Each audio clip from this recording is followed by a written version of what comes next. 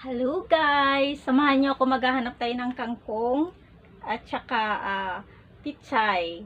Buto ng pichay para ay itanim. Ayan. So, yun. Guys, ito pala yung damit na suot ko. Ito yung nabili ko sa charity shop ng 50 cents. Ayan. Salapi lang, salapi. Salapi sa Ilonggo. Ayan. So, yan guys. 50 cents lang siya. Ang ganda niya, no? Yan, nasa pagdadala lang talaga yan guys. Ayan. So, yan. Yeah, alis tayo. Maghanap tayo ng kangkong. Samahan nyo ako. At saka bibili na rin ako ng grated cassava. Ayan. So, yan guys. So, ito yung ating outfit today.